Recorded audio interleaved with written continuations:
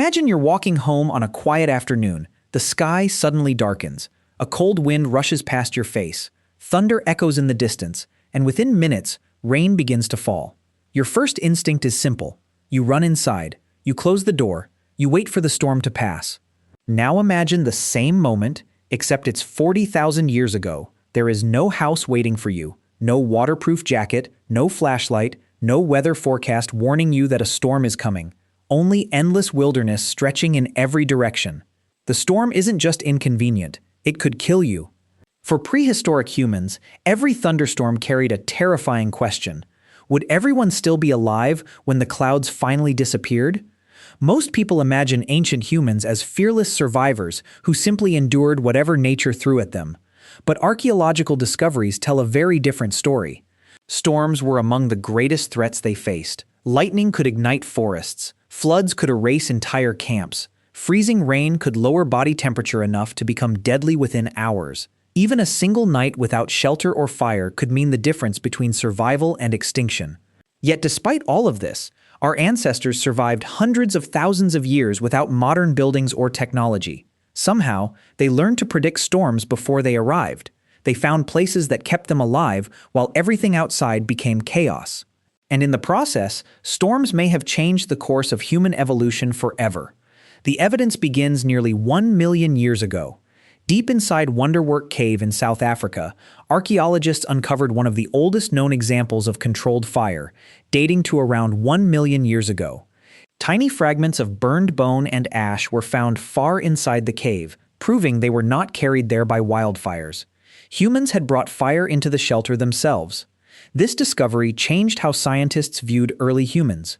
Fire wasn't simply a tool for cooking, it was protection. It provided warmth during freezing rain. It dried soaked clothing made from animal hides. It kept dangerous predators away during long, dark nights. And perhaps most importantly, it gave people hope when storms trapped them inside.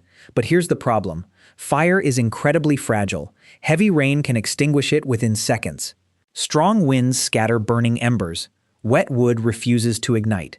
For prehistoric humans, protecting a fire during a storm was often more important than protecting almost anything else.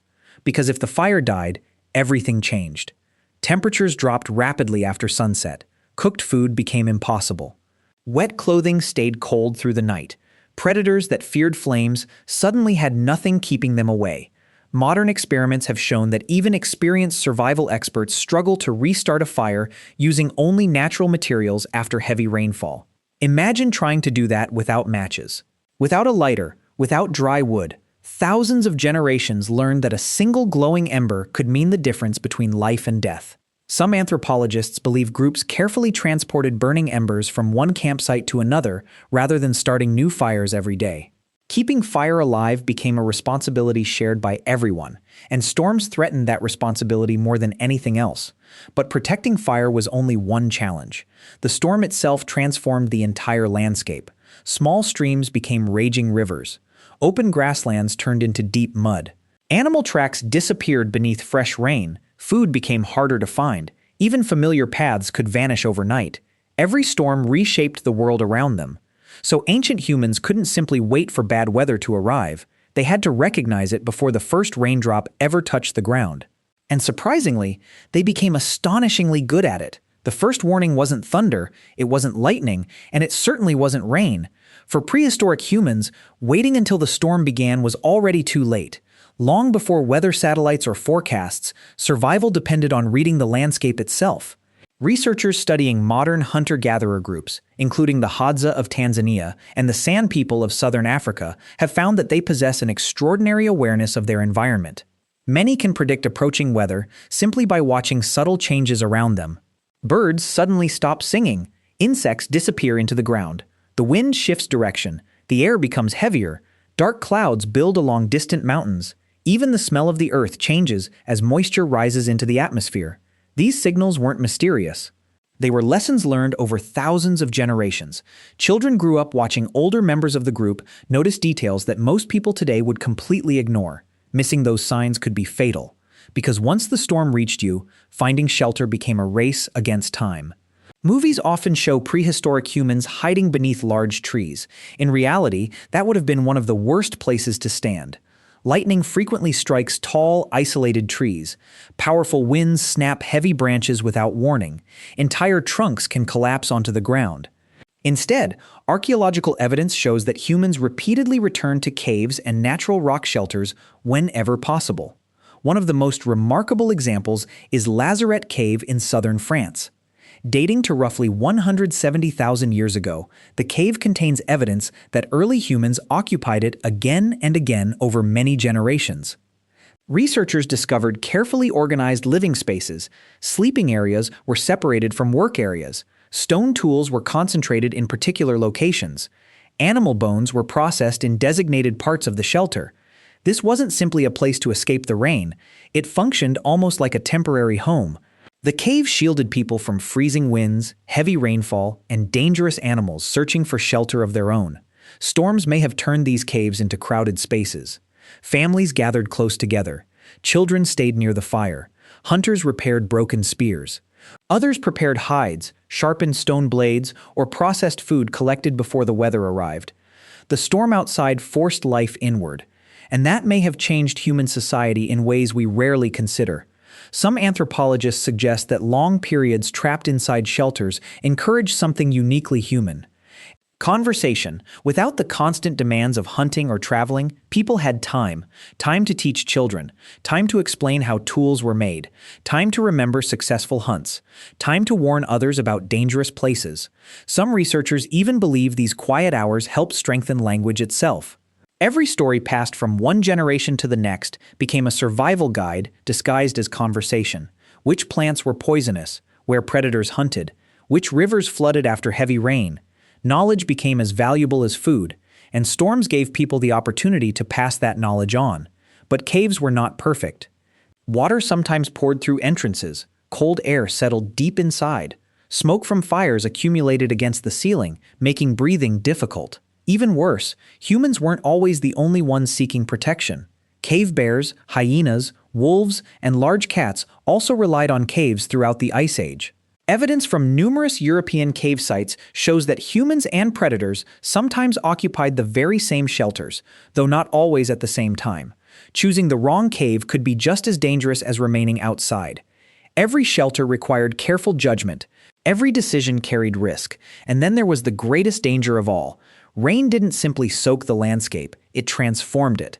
Small streams became violent rivers capable of sweeping away adults and children. Loose rocks became deadly landslides. Steep hills turned into slippery slopes. The animals humans depended on often disappeared for days after major storms. A successful hunting route in the morning might become completely impassable by evening. In many ways, the storm continued long after the rain had stopped. Ancient humans weren't just surviving the weather. They were surviving an entirely new world that the storm had created. And surprisingly, those changing landscapes may have pushed humans to become more adaptable than any other species on Earth. Storms did more than test human survival. They quietly shaped the people we would eventually become. Unlike mammoths, cave lions, or woolly rhinoceroses, humans didn't survive because they were the fastest or the strongest. They survived because they adapted. Every violent storm became another lesson. Groups that learned to recognize changing weather found shelter before disaster struck. Groups that protected their fire stayed warm while others shivered through the night. Groups that shared food after failed hunts kept everyone alive until the skies finally cleared. Over thousands of generations, those small advantages added up. Evolution wasn't only changing the human body, it was changing human behavior. One of the clearest examples comes from Kesem Cave in present-day Israel. Archaeological evidence dating back roughly 400,000 years reveals that humans repeatedly used a central fireplace in the same location over long periods of time. This wasn't a random campfire. The hearth became the center of daily life. People cooked together, made tools together, shared food together, and when storms forced everyone indoors, that glowing fire became the heart of the group. Anthropologist Richard Wrangham has argued that mastering fire transformed human evolution. Cooking allowed our ancestors to gain more energy from food. Warmth expanded the regions humans could survive. Fire also created a safe gathering place after sunset. But during violent storms, its importance became even greater. Outside, lightning flashed across the landscape. Rain hammered against stone. Powerful winds shook the trees. Inside the shelter, a single fire pushed back the darkness. That contrast may have changed something deeper than survival. It strengthened trust. When one person gathered firewood, everyone benefited. When another protected burning embers from the rain, the entire group stayed alive. When hunters returned with food after days of bad weather, they rarely kept it for themselves. Sharing became insurance.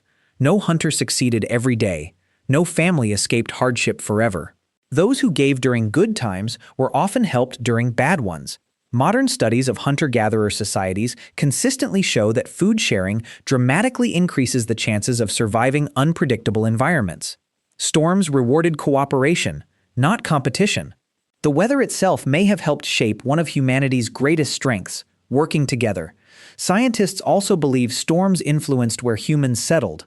Across Europe, Africa, and Asia, archaeological sites reveal repeated occupation of caves, rock overhangs, and naturally protected valleys. These locations offered more than shelter. They provided reliable water sources, stable temperatures, and protection from the worst conditions. Some groups returned to the same places for thousands of years. Generation after generation, parents showed children where to find safety. Those children eventually taught their own families. Knowledge became tradition, tradition became culture, and culture became humanity's greatest survival tool. Even after the rain stopped, the effects of a storm lingered. Flooded rivers changed migration routes. Fallen trees opened new paths through forests. Animals moved to different feeding grounds. Storms constantly reshaped the landscape, forcing humans to observe, adapt, and learn faster than the world around them changed. Perhaps that is why our species eventually spread across every continent except Antarctica. Not because nature was kind, but because humans became remarkably good at responding to change. The next time a thunderstorm rolls across the sky, listen carefully. The sound you hear is the same sound that echoed across Ice Age valleys tens of thousands of years ago. Your ancestors heard that thunder too. But instead of stepping into a warm house, they searched for a cave before darkness arrived. They gathered dry wood while they still could. They protected a single glowing ember with extraordinary care. They held their children close as rain poured outside, and they waited, not knowing whether the storm would last an hour or several days.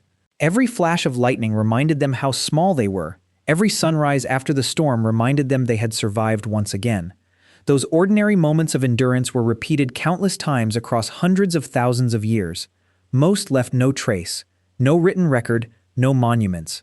Only scattered fireplaces, stone tools, animal bones, and silent caves that still preserve the story today. The greatest achievement of ancient humans wasn't defeating nature, it was learning to live with it. Because every storm they survived became another step toward the world you live in now. And the reason thunder still captures your attention today may not simply be instinct, it may be an echo from ancestors who understood that when the sky turned dark, survival depended not on strength alone, but on preparation, cooperation, and the small flame that refused to go out.